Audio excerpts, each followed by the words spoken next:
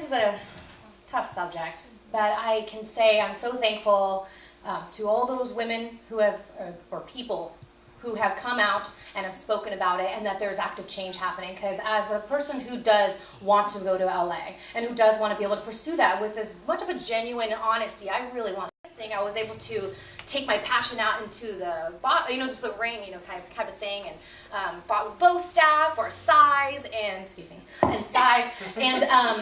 able to really. Now I feel confident, if I need to. I have my own personal self-defense skills that I've trained, and thanks to my parents for putting me in for that. That makes me feel confident too. So, just know where you stand. Know where your respect lies, and be okay with that. It's okay. It's okay to know that, and if you feel uncomfortable in any sense, step out and know that you have your bubble.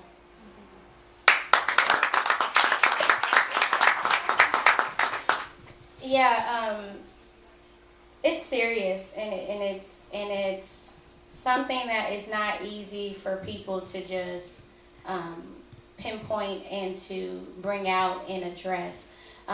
I've had certain experiences where I've run into those types of situations with being sexually harassed, and it's hard because, like, a woman of my stature, like, I have to turn down lots of opportunities and not able to excel in certain avenues because I'm trying to put it in words to where it's not, because it's a touchy subject, because I'm a businesswoman first, and anything that I do, I try my best to be as professional as possible. And when I have been approached, by different people in my situation, talking about my experience before, you feel that. You feel when you're being sexually harassed or something is uncomfortable. And it's not fair to a business professional to have to feel that in an area that they're trying to reach. And it's just tough. It's tough. And the best advice that I can give anyone who deals with that or that comes toward them is to stand firm and to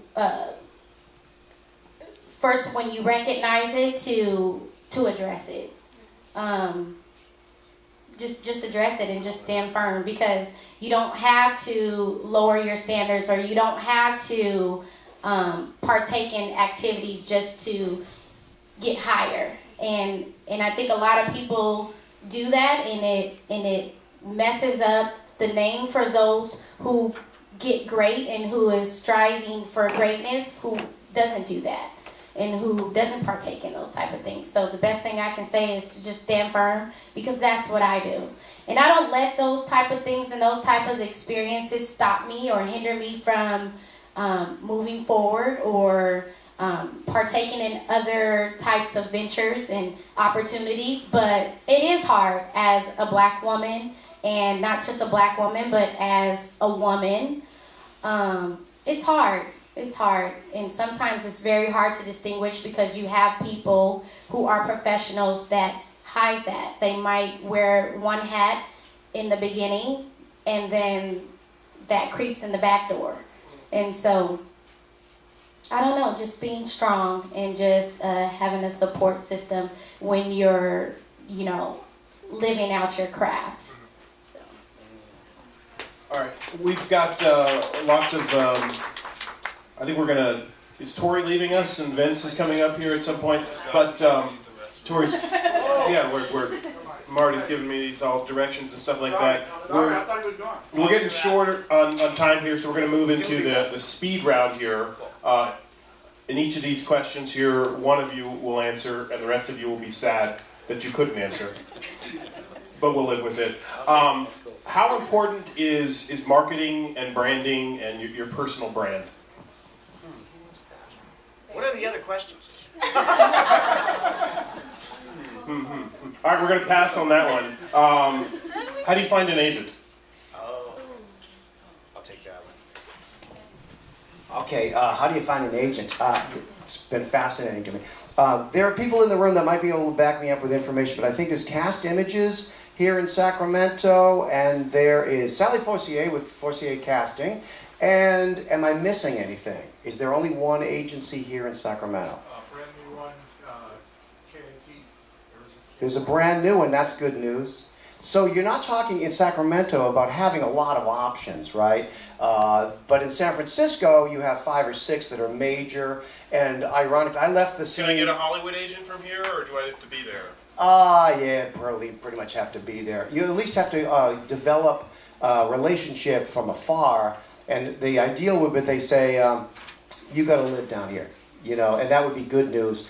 Now you're moving here. You're living in the car still and sleeping on the beach, but for a while. But at least you have a reason to go rather than just going down and, you know, hoping that something happens. So it's a tricky thing. In Sacramento, you can still get an awful lot of action and keep your career moving forward without an agent because, and this tags into the other issue, a lot less of that sort of thing is possible to happen here in terms of harassment because we all know each other. We're a bit of a family. And I think that stuff that happens like that, it's not very long before everyone goes like, oh, whenever the guy's name is mentioned, you get that weird sound. You know, and it goes away a little bit more quickly than in Hollywood. But yeah, I would say that for agents, find an actor who has an agent, a friend, and see what the scope is and get a real sense of like what your options are there. There are types, there are different agencies that develop different people. So find the right agent and, you know, take your shot. That's what I did. We're speed round here. We don't get a pass on this. If there's anybody in the back there that wants to come on in, we got some seats here in the front here. So don't be shy if you're in the back there and you want a seat. Next question, speed round. One of you answering, the rest of you sad. When is it time to move to LA? I just left. He just got back. Okay. Answer it. No answer it. I think it's when you're really at your peak. I guess when you feel like you've laid all of the foundation that you could within yourself. You've networked. You've got all your social media and all of your, like, the meat of you down, and you're ready to start a new life and a new venture to reach the next level. I think that is when you're ready to move to LA. Let's take a few questions from the audience here before we wrap up this panel here.